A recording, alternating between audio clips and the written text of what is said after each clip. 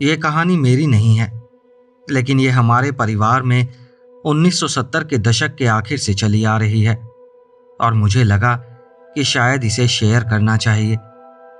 पहले मुझे लगता था कि ये भी उन अजीब पारिवारिक कहानियों में से एक है जो हर बार सुनाए जाने पर और ज़्यादा नाटकीय हो जाती हैं। जैसे मेरे परदादा के भाई दावा करते थे कि उन्होंने एक इतनी बड़ी मछली पकड़ी थी कि उसने उनका पूरा टैकल बॉक्स तोड़ दिया था, या फिर मेरी दादी की वो बात जिसमें वो कसम खाकर कहती थी कि अंतिम संस्कार के 3 दिन बाद उन्होंने अपनी मृत मां को रसोई के दरवाजे पर खड़े देखा था। लेकिन पिछले कुछ महीनों से YouTube पर शो सुनने और दूसरे लोगों के ऐसे ही अनुभव सुनने के बाद अब मुझे इन बातों पर यकीन होने लगा है। मेरे दादाजी ऐसे इंसान थे जो बिना वजह बातें नहीं करते थे, और जब वो कुछ कहते थे तो लोग ध्यान से सुनते थे, क्योंकि वो कभी भी बेकार की बातें नहीं करते थे। उन्होंने सेंट्रल पेंसिल्वेनिया में पैन सेंट्रल के लिए 40 साल तक रेलवे मैकेनिक के रूप में काम किया था। उस समय वो एक स्थिर नौकरी मानी जाती थी जिसमें अच्छी कमाई होती थी और भरोसेमंद पेंशन भी मिलती थी। उन्हें दिखावे की चीज़ों या फालतू खर्चों में कोई दिलचस्पी नहीं थी। उनके पास 2 डॉग्स थे, स्मोक और विस्की, जिन्हें उन्होंने बचपन में ही एनिमल शेल्टर से अडॉप्ट किया था, और वो लगभग हर दूसरे वीकेंड पर रॉथरॉक स्टेट फॉरेस्ट में ट्रैकिंग करने जाते थे, चाहे बारिश हो या धूप। उनके लिए ये ट्रैकिंग सिर्फ जंगल में घूमना नहीं था। अगर समझें तो वो उनके लिए किसी पूजा या प्रार्थना जैसी चीज थी। वो अपनी 20s की एज से ही वहां जाया करते थे। उन्हें हर ट्रेल, हर छोटी नदी का रास्ता याद था। वो बता सकते थे कि किस पहाड़ी से सबसे अच्छा नज़ारा दिखता है और वो पुरानी लॉगिंग रोड्स कहाँ हैं जिनकी तरफ ज़्यादातर लोग कभी जाते भी नहीं थे। मेरी दादी हर बार उनके लिए एक जैसा ही खाना तैयार करती थी। वाइट ब्रेड से बना पीनट बटर सैंडविच, एक सेब और कड़क ब्लैक कॉफ़ी से भरा थर्मस, इतनी स्ट्रॉन्ग कि मुर्दे को भी जगा दे। कई बार वो सनराइज से लेकर सनसेट तक बाहर रहते थे, बस चलते रहते, सोचते रहते और रास्ते में मिलने वाले जानवरों को देखते रहते। जब यह घटना हुई तब उनकी उम्र 63 साल थी और उसी दिन को वो अपनी आखिरी ट्रैकिंग कहा करते थे।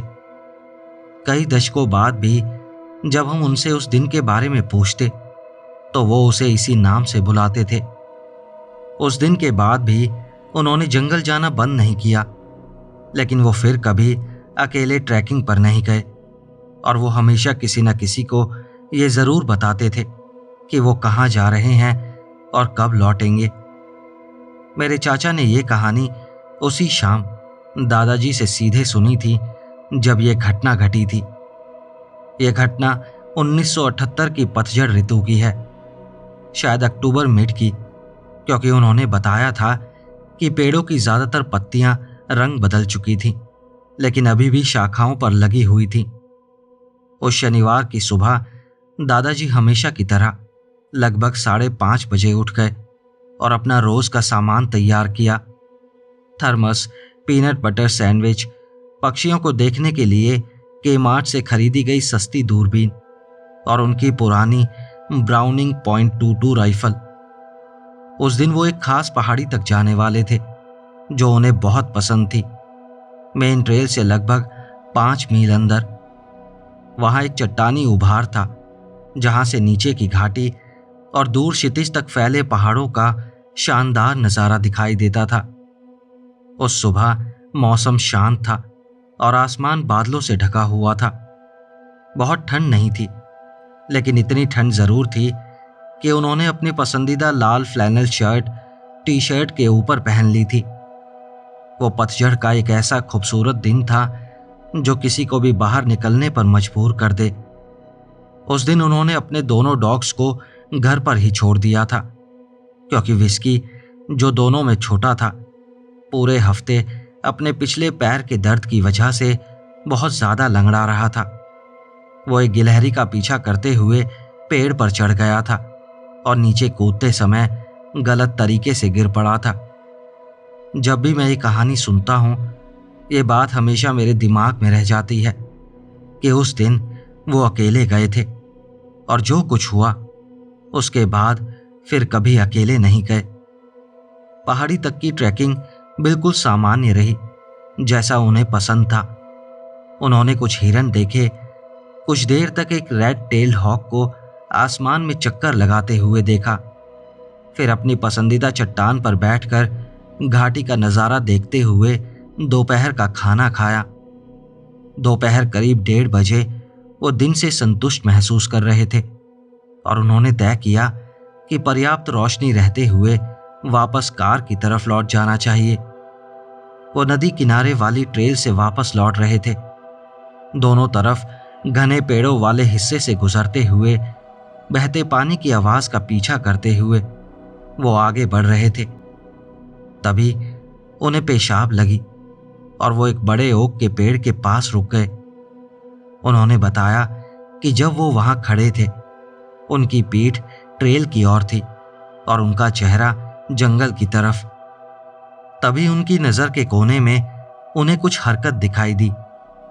उन्होंने सोचा कि शायद कोई हिरन या जंगली टर्की झाड़ियों के बीच चल रहा होगा, लेकिन जब उन्होंने ध्यान से देखने के लिए अपना सर घुमाया तो उन्हें एहसास हुआ कि वो किसी हिरन की तरह नहीं चल रहा था।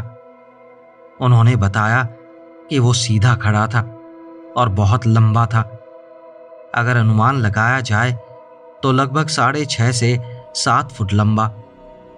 उसकी छाती पतली थी, लेकिन उसकी लंबी हड्डी नुमा बाहें कमर से भी नीचे तक लटक रही थीं।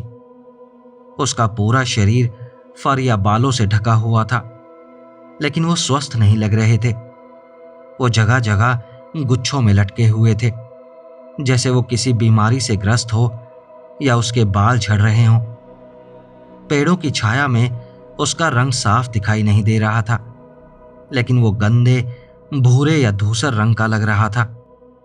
लेकिन जिस चीज ने उनका ध्यान सबसे ज्यादा खींचा वो थी उसकी स्थिरता।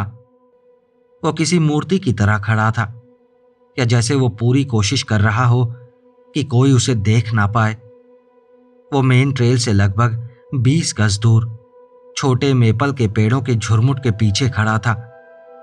उस दूरी और एंगल से वो उसका चेहरा साफ नहीं देख पा रहे थे। बस इतना दिख रहा था कि उसका चेहरा सामने से असामान्य रूप से चपटा था, जैसे उसके पास कोई थूथन हो, लेकिन वो उतना बाहर नहीं निकला हुआ था जितना होना चाहिए था।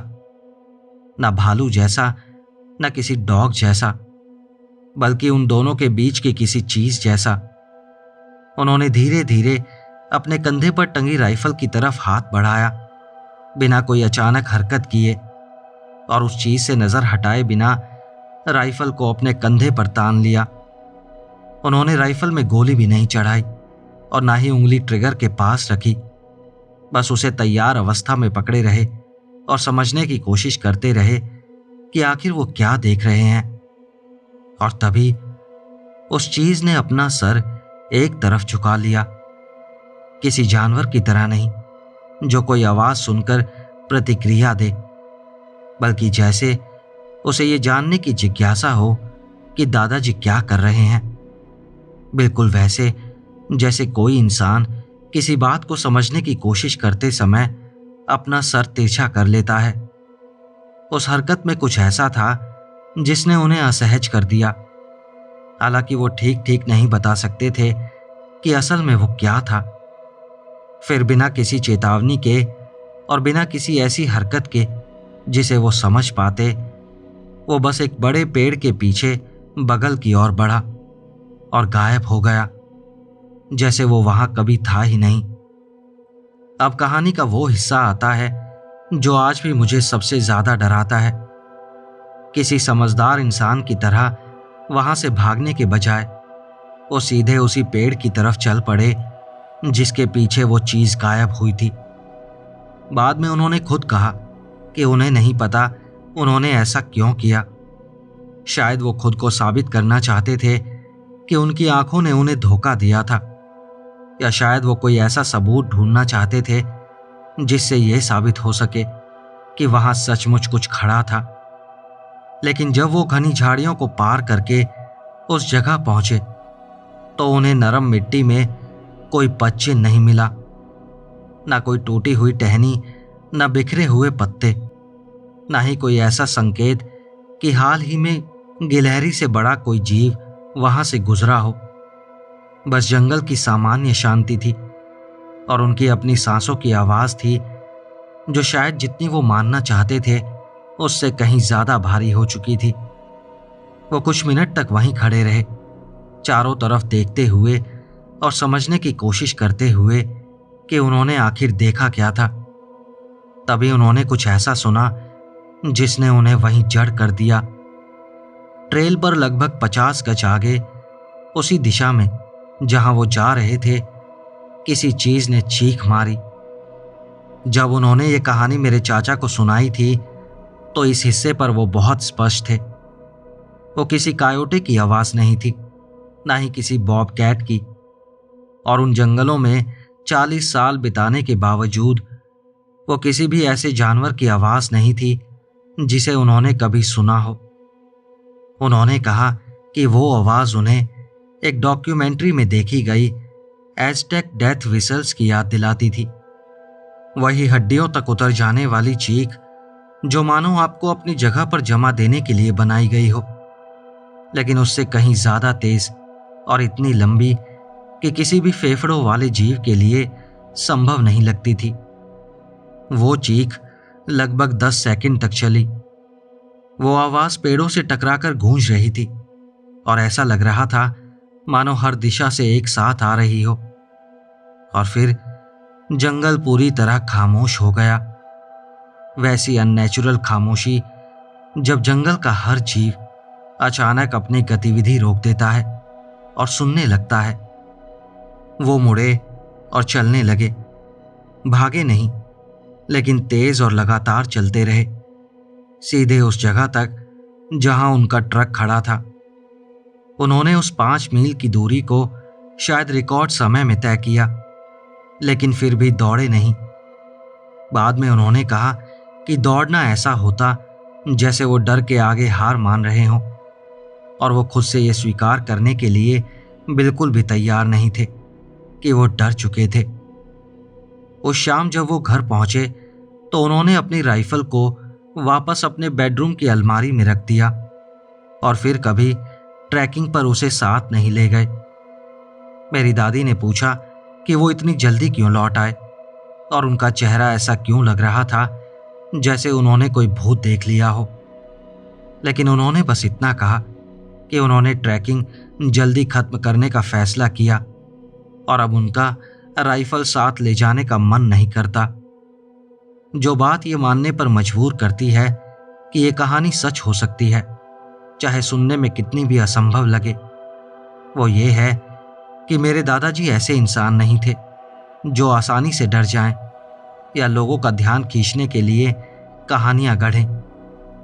वो वही इंसान थे जिन्हें एक बार घर के पीछे झाड़ियां साफ करते समय कॉपरहेड सांप ने काट लिया था और वो बिना घबराए खुद गाड़ी चलाकर अस्पताल पहुंच गए थे। यहां तक कि ट्रक में बैठने से पहले उन्होंने अपने हाथ का खून भी धोया था। उन्होंने पूरी जिंदगी भारी मशीनों के बीच काम किया था। सेकेंड वर्ल्ड वॉर के दौरान नौसेना में भी रह चुके थे और दुनिया को इतना देखा था कि असली चीज और कल्पना के बीच फर्क समझ सकें। लेकिन जब भी परिवार में कोई उनके जंगल वाले राक्षस का मजाक उड़ाता तो वो बस एक ऐसी नजर देते कि सामने वाला तुरंत चुप हो जाता। उस घटना के बाद के सभी वर्षों में मैंने उन्हें सिर्फ 2 बार उस दिन के बारे में बात करते सुना और दोनों बार उनकी आंखों में एक अजीब सी दूर खोई हुई नजर आ जाती थी, जैसे वो अब भी उस चीख को पेड़ों के बीच गूंजते हुए सुन रहे हों, जैसे वो आवाज उनकी यादों में हमेशा के लिए फंस गई हो। पहली बार लगभग 10 साल बाद जब मेरा चचेरा भाई पहली बार अकेले हिरन के शिकार पर जाने वाला था, तब दादाजी उसे एक तरफ ले गए और कहा कि हमेशा किसी को ये बताकर जाओ कि कहाँ जा रहे हो और कब लौटोगे। उन्होंने कहा, उन जंगलों में ऐसी चीजें हैं जिनका जिक्र किसी भी फील्ड गाइड में नहीं मिलेगा। दूसरी बार उनकी मृत्यु से कुछ साल पहले हम थैंक्सगिविंग डिनर के बाद एक साथ बैठे हुए थे। तभी किसी ने जंगलों में ट्रैकर्स को मिले अजीब पदचिन्हों की खबर का जिक्र किया। दादाजी काफी देर तक चुप रहे। फिर उन्होंने अपनी कॉफी से नजर उठाई और कहा कि कुछ चीजों को अकेला छोड़ देना ही बेहतर होता है। उन्होंने ये बात ऐसी आवाज में कही कि पूरा कमरा खामोश हो गया। 2011 में फेफड़ों के कैंसर की वजह से उनका निधन हो गया। उन्होंने अपने आखिरी कुछ महीने उसी छोटे से घर में बिताए जहां वो और मेरी दादी पिछले 50 सालों से साथ रह रहे थे। आखिरी दिनों तक उनके ड्रेसर पर उसी जंगल की पहाड़ी की एक फ्रेम की हुई तस्वीर रखी रहती थी जहां वो ट्रैकिंग करने जाया करते थे। वही चट्टानी जगह जहां उन्होंने उस आखिरी दिन दोपहर का खाना खाया था। हमने उन्हें उसी तस्वीर, उनकी शादी की अंगूठी और उनकी रेलवे वाली घड़ी के साथ दफनाया, क्योंकि हमें लगा कि वो इन्हें अपने साथ रखना चाहते थे।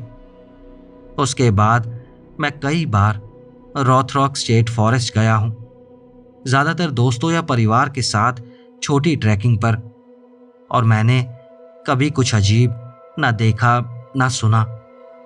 लेकिन मैं हमेशा किसी न किसी को साथ लेकर जाता हूं और हमेशा लोगों को बताकर जाता हूं कि कहाँ जा रहा हूं और कब लौटूंगा, क्योंकि अगर उस दिन मेरे दादाजी ने जो देखा था वो सच था, तो दुनिया में कुछ चीजें सचमुच ऐसी हैं जिन्हें छेड़ना नहीं चाहिए।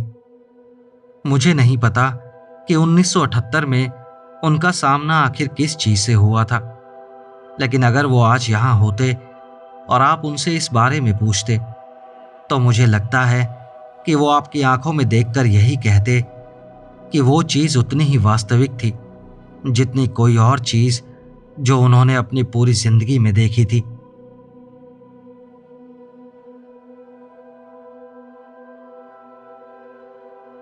मैंने पहले कभी अपनी जिंदगी की इतनी निजी बात आम लोगों के सामने साझा नहीं की है, और मुझे लगता है कि इस पोस्ट पर शायद थोड़ा ज्यादा ध्यान भी जाएगा। इसलिए सच कहूं तो मैं थोड़ा घबराया हुआ हूं, लेकिन इतने सालों तक इसे छुपा कर रखने के बाद मुझे लगता है कि अब समय आ गया है कि लोगों को इसके बारे में पता चले। इससे पहले कि कोई इस कहानी में बहुत ज्यादा डूब जाए, मैं एक बात साफ कर देना चाहता हूं कि मैंने उस डॉगमैन को वास्तव में इतने अच्छे से नहीं देखा था, और मैं डॉगमैन शब्द इसलिए इस्तेमाल कर रहा हूं क्योंकि आज भी मैं 100% यकीन से नहीं कह सकता कि वो वही था। लेकिन जितनी बातें मैंने देखी और महसूस की, उनमें यही सबसे ज्यादा संभव लगता है। ये कहानी अनुभव के बारे में ज्यादा है, और इस बारे में कि उस जीव और उस रात ने मेरी जिंदगी को किस तरह प्रभावित किया। तो चलिए अब मैं आपको पूरी बात बताता हूं। यह घटना तब की है जब मैं सिर्फ 10 साल का था। उस समय मेरी देखभाल सिर्फ मेरी माँ ही करती थी। हमारे पिता हमारे साथ नहीं थे। अपने बचपन का ज्यादातर समय मैंने पेंसिल्वेनिया में अपनी पड़नानी के साथ बिताया था। मेरी माँ की दोस्ती एक ऐसी महिला से हुई थी जिसके पास विस्कॉन्सिन में लेक मिशिगन के पास झील के किनारे एक बहुत बड़ी प्रॉपर्टी थी।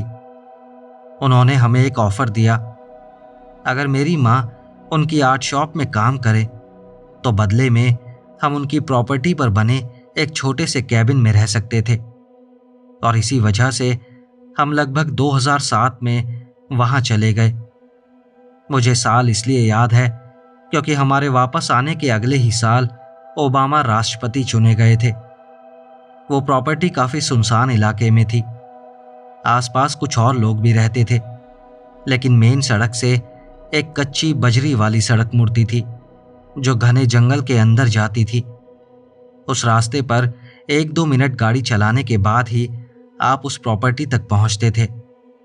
उस प्रॉपर्टी पर एक छोटा लेकिन गहरा तालाब था, एक शेड था और उस महिला का घर था। घर ठीक ठाक था, बहुत आलीशान नहीं, लेकिन हमारे कैबिन से कहीं बेहतर था। और घर के पीछे एक ऊंची चट्टान थी जहां से लेक मिशिगन का किनारा दिखाई देता था। एक बार जब आप उस प्रॉपर्टी के अंदर आ जाते तो चारों तरफ सिर्फ जंगल ही जंगल दिखाई देता था। आज पीछे मुड़कर देखता हूं तो लगता है जैसे मैं किसी हॉरर फिल्म की लोकेशन के बारे में बता रहा हूं। जब हम पहली बार वहां पहुंचे थे तब शायद गर्मियों का आखिरी हिस्सा चल रहा था या फिर पतझड़ की शुरुआत थी। वहां पहुंचने के बाद एक अजीब चीज मेरी नजर में आई। जमीन पर एक बहुत बड़ी लाल रंग की मरी हुई मछली पड़ी थी। मुझे वो छोटे गहरे तालाब और शेड के बीच पड़ी मिली थी, लेकिन वो वहां बिल्कुल भी फिट नहीं बैठती थी। वो काफी बड़ी मछली थी और उस छोटे से तालाब से तो बिल्कुल नहीं आ सकती थी। बाद में मैंने ये जानने की कोशिश भी की कि लेक मिशिगन में कौन कौन सी बड़ी लाल मछलियां पाई जाती हैं, लेकिन मुझे जो भी जानकारी मिली उसमें कोई भी उस मछली जैसी नहीं लगी। अगर किसी चीज से उसकी तुलना की जा सकती है तो वो रेड स्नैपर मछली थी। मेरा एक हिस्सा आज भी इस बात को तर्क से समझाने की कोशिश करता है। शायद उस महिला के घर में किसी ने वो मछली खरीदी हो, पसंद ना आई हो और उसे बाहर फेंक दिया हो। लेकिन फिर सवाल उठता है कि कोई ऐसा क्यों करेगा। खैर, यह उन कई अजीब घटनाओं में से सिर्फ पहली थी। सच कहूं तो विस्कॉन्सिन में बिताए उस समय की सामान्य जिंदगी की बहुत सी बातें मुझे याद नहीं हैं, क्योंकि हम वहां मुश्किल से 1 साल ही रहे थे। लेकिन जब सर्दियां शुरू हुई तभी से मुझे याद है कि चीजें थोड़ी अजीब होने लगी थी। शेड के आसपास बर्फ में हमें कुछ बहुत बड़े और अजीब पश्चिम दिखाई देने लगे। मुझे याद है कि वो काफी गोल थे। उस समय मैं उनकी तुलना हाथी के पैर से कर सकता था। हालांकि अब सोचता हूं तो शायद वो इतने भी गोल नहीं थे, लेकिन जितने भी नॉर्मल पश्चिम मैंने बर्फ में देखे थे उनसे कहीं ज्यादा गोल जरूर थे। मेरी मां ने मान लिया था कि शायद वो किसी भालू के नंगे पैरों के निशान होंगे, क्योंकि यही एकमात्र तर्कसंगत जवाब था जो हमारे दिमाग में आया। लेकिन मुझे याद नहीं कि वो किसी भालू के पैरों जैसे दिखते हों। और बर्फ में कुछ दूसरे अजीब निशान भी दिखाई देते थे। उनमें से एक ऐसा लग रहा था जैसे किसी ने स्नो स्की पहनकर थोड़ी दूर तक बर्फ पर चलने की कोशिश की हो। लेकिन सबसे अजीब बात यह थी कि कुछ दूरी के बाद वो निशान अचानक खत्म हो जाते थे। उन निशानों ने मेरी मां को भी काफी परेशान कर दिया था। ऐसा लगता था जैसे जो भी वहां चल रहा था वो अचानक उड़ गया हो या फिर हवा में गायब हो गया हो। मैंने बाद में सोचा कि शायद कोई व्यक्ति स्की पहन कर चला हो, लेकिन वो जगह एक घना और लगभग समतल जंगल था। मेरी मां ने बताया कि उन्होंने रेडियो पर सुना था कि कोई वालाबी कहीं से भाग निकला है। वालाबी एक कंगारू जैसा जानवर होता है, इसलिए हमने बस यही मान लिया कि शायद निशान उसी के होंगे। लेकिन अब कहानी के उस हिस्से में पहुंचता हूं जहां चीजें सचमुच डरावनी हो जाती हैं। अब कुछ महीने आगे बढ़ते हैं। सर्दियां अपने चरम पर थीं और बाहर इतनी ठंड थी कि शब्दों में बयान करना मुश्किल है। तापमान 0 से भी नीचे चला गया था। शायद झील के इतने पास होने की वजह से ठंड और भी ज्यादा महसूस होती थी। वो घटना देर रात हुई थी। हमारे कॉटेज में एक ही मंजिल थी और ऊपर एक छोटा सा लॉफ्ट था जहां मैं सोता था। मुझे उस रात की हर छोटी बड़ी बात याद नहीं है, लेकिन सब कुछ नॉर्मल था जब तक कि आधी रात में मेरी मां की घबराई हुई आवाज से मेरी नींद नहीं खुली। उन्होंने मुझे सख्त आदेश दिया कि मैं लॉफ्ट में ही रहूं और नीचे बिल्कुल ना उतरूं।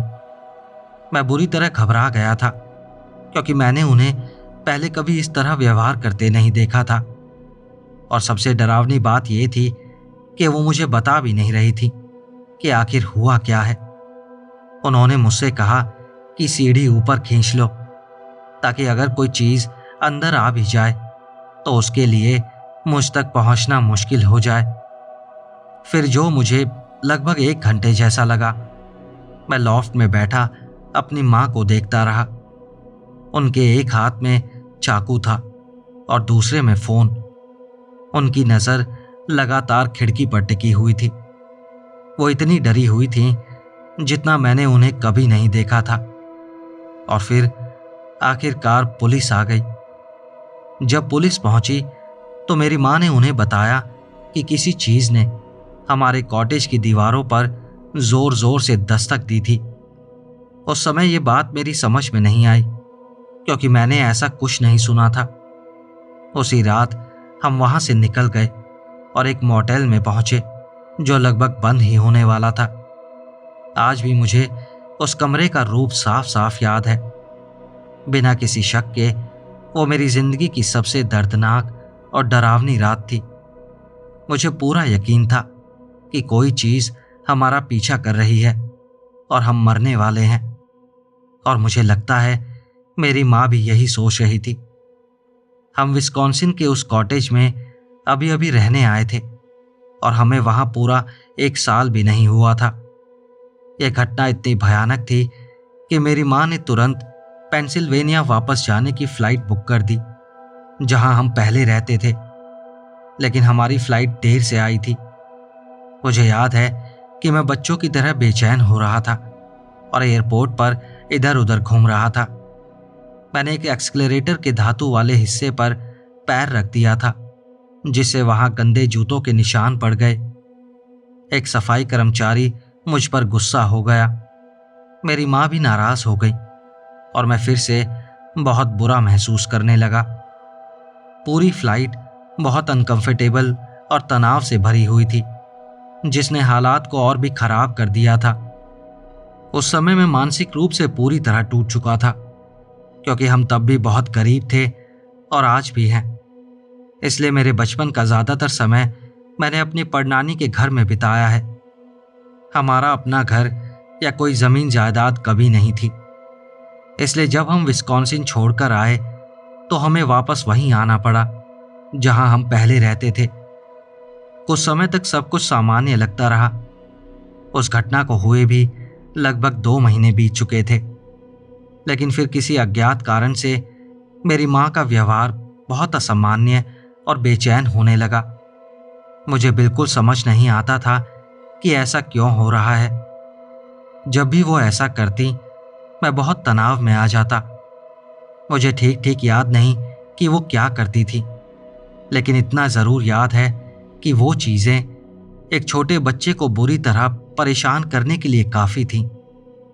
एक दिन वो सामान्य से कहीं ज़्यादा देर तक सोती रही। जब उनकी नींद खुली तो उन्होंने सोचा कि उन्होंने खून का पेशाब किया है, क्योंकि उसका रंग बहुत गहरा था। वो बार बार कह रही थी कि उनका टाइम गायब हो गया है, मतलब जैसे उनकी जिंदगी के कई घंटे कहीं गायब हो गए हों और उन्हें याद ही ना हो कि उस दौरान क्या हुआ था। ये सब लगभग 1 हफ्ते तक चलता रहा और अब आता है मेरा एनकाउंटर। उन्हीं दिनों की एक रात हम दोनों रसोई में थे। मेरी माँ खाने के लिए कुछ बना रही थी और मैं डाइनिंग टेबल पर बैठा रसोई की खिड़की से बाहर देख रहा था। हमारा घर एक ऊंची ढलान पर बना था, जहां से नीचे पूरा कस्बा दिखाई देता था। मैं दूर शहर की टिमटिमाती रोशनियां देख रहा था। खिड़की के ठीक बाहर हमारे घर के पास एक बहुत बड़ा ओक का पेड़ था। उसकी शाखाएं खिड़की के ऊपर तक फैली हुई थी और वो पेड़ लगभग 10 से 30 फीट की दूरी पर था। बाहर इतना अंधेरा था कि दूर की रोशनियों के अलावा कुछ भी दिखाई नहीं देता था। तभी जब मैं उन रोशनियों को देख रहा था, मेरी नज़र के किनारे पर कुछ लाल रंग का दिखाई दिया।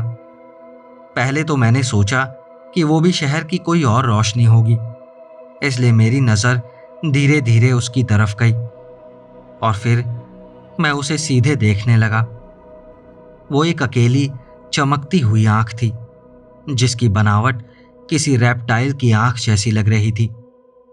मेरी याददाश्त के अनुसार वो बिल्कुल वैसी नहीं थी जैसी आमतौर पर डॉगमैन की आंखों का वर्णन किया जाता है।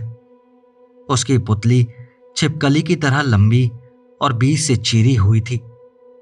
अगर आपने कभी अंधेरे में चमकती लाल बिल्ली की आंखों की तस्वीर देखी हो तो वो कुछ वैसी ही लग रही थी, लेकिन उससे कहीं ज्यादा चमकदार। मुझे दूसरी लाल आंख दिखाई नहीं दी थी, लेकिन यह संभव है कि वो पत्तों या शाखाओं के पीछे छिपी हो। मैं कुछ पल वहीं बैठा रहा, जैसे किसी ख्याल में खो गया हूं।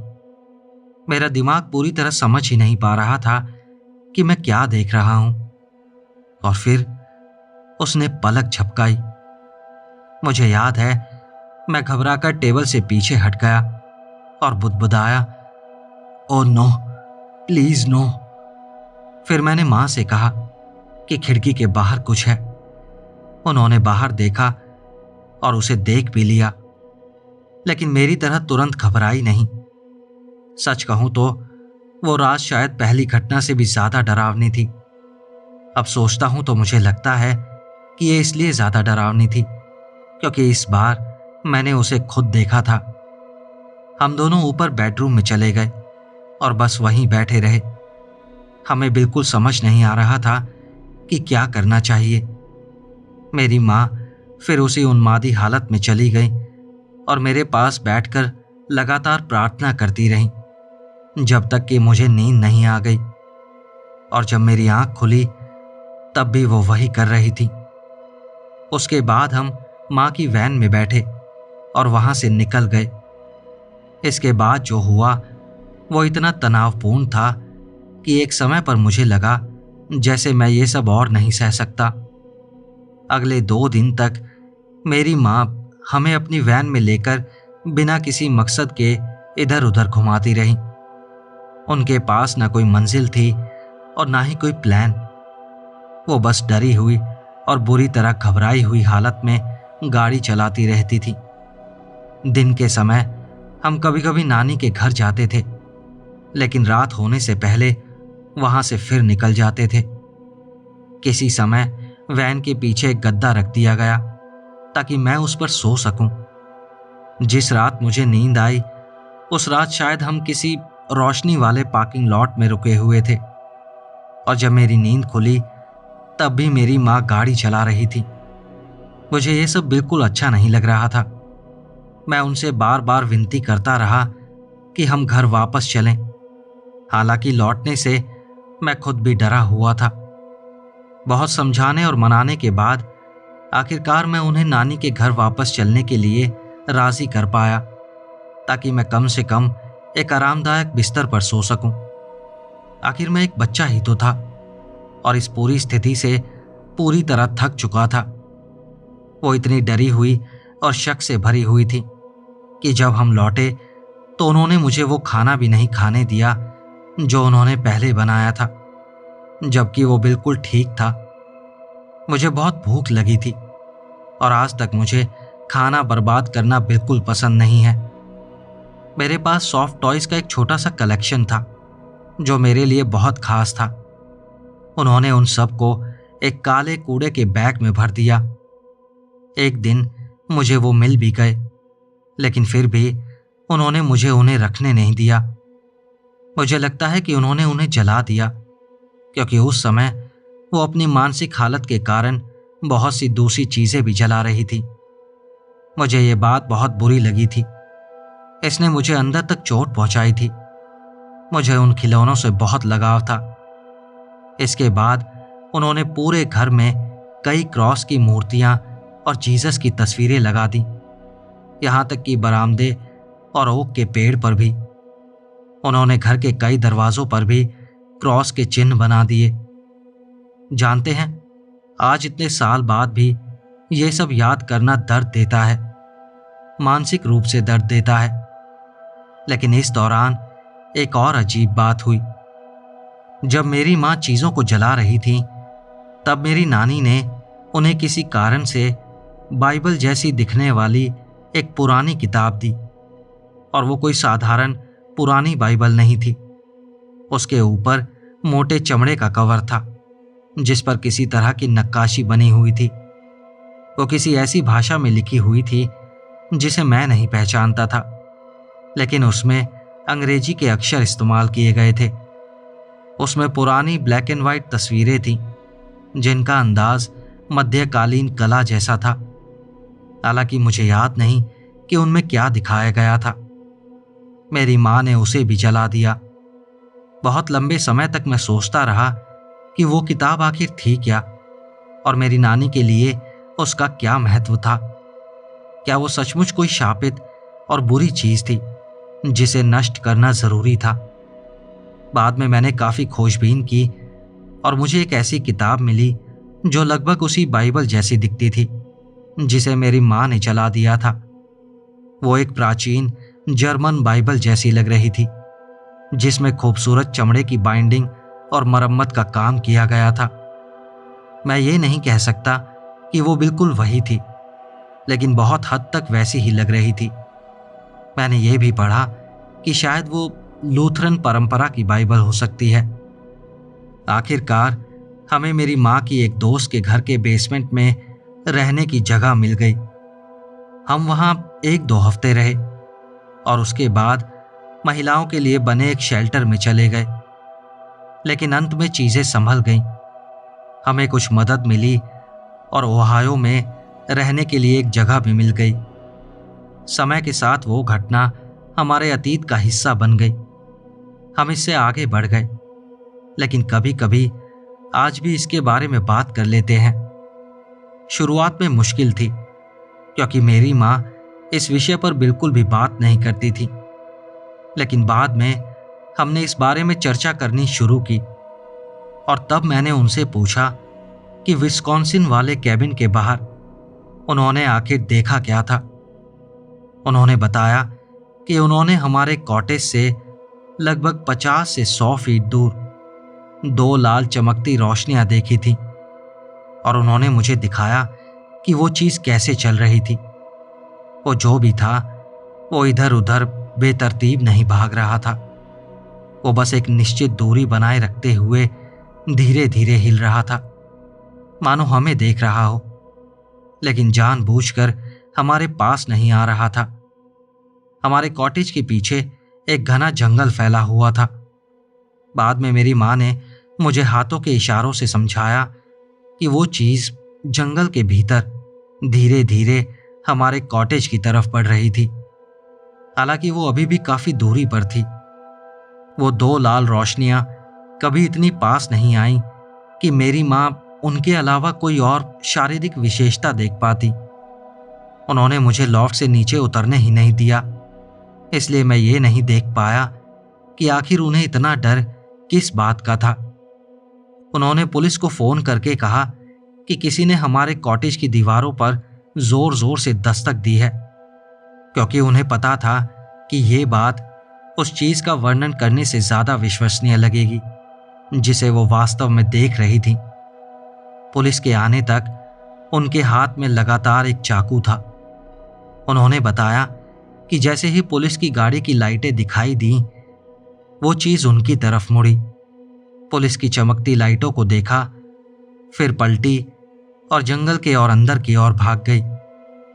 वहां एक पुराना जर्जर खलिहान था और वो उसी दिशा में दौड़ती हुई गायब हो गई। विस्कॉन्सिन में मैं उस चीज की एक भी झलक नहीं देख पाया था। शुरुआत में मेरी माँ ने सोचा कि शायद कोई व्यक्ति लाल गॉगल्स पहनकर हमारा पीछा कर रहा है या फिर कोई मजाक कर रहा है। हैरानी की बात यह थी कि वो उसे किसी क्रिप्टिड या अलौकिक जीव से जोड़ने को लेकर काफी संदेह में थी। लेकिन यह तर्क ज्यादा देर तक टिकता नहीं, क्योंकि विस्कॉन्सिन वाली पहली घटना सर्दियों की एक देर रात हुई थी। वहां पहले ही बहुत कड़ाके की ठंड पड़ती थी और हम एक विशाल झील के बिल्कुल पास रहते थे, जिससे ठंड और भी ज्यादा लगती थी। मुझे नहीं लगता कि इतनी भयानक ठंड में कोई इंसान सिर्फ मजाक करने या हमारे छोटे से कॉटेज की खिड़की से झांकने के लिए वहां खड़ा होगा। लेकिन यहीं कहानी में एक अजीब मोड़ आता है। विस्कॉन्सिन वाली घटना के कुछ समय बाद हमने फिर से लाल चमकती आंखों वाली किसी चीज को देखा था। इस बार वो हमारी नानी के घर के बाहर थी, जहां हम कई सालों से सुरक्षित रह रहे थे और जहां पहले कभी कोई अलौकिक घटना नहीं हुई थी। मेरे लिए इसका मतलब यही निकलता है कि शायद दोनों घटनाओं में वो एक ही जीव शामिल था। लेकिन फिर सवाल उठता है कि वो इतनी लंबी दूरी तय करके वहां पहुंचा कैसे, और आखिर वो सैकड़ों मील दूर तक सिर्फ हमें परेशान करने के लिए क्यों आया। इसमें कोई तर्क नजर नहीं आता। इसी वजह से मुझे लगता है कि जो भी हमने देखा था वो कोई साधारण भौतिक जीव नहीं था जो सामान्य प्राकृतिक नियमों से बंधा हो। शायद उसके लिए ऐसी दूरियां तय करना कोई बड़ी बात ही नहीं थी। और फिर ये सवाल भी है कि वो चीज वास्तव में थी क्या। कई सालों तक मेरे पास सिर्फ एक ही जवाब था कि वो वास्तव में कोई दुष्ट आत्मा या दानव था।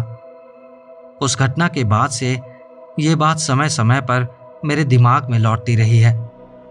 कभी कभी मैं YouTube के उस हिस्से में पहुंच जाता था जहां लोग क्रिप्टिड्स, अलौकिक घटनाओं और रहस्यमय अनुभवों के बारे में बात करते हैं।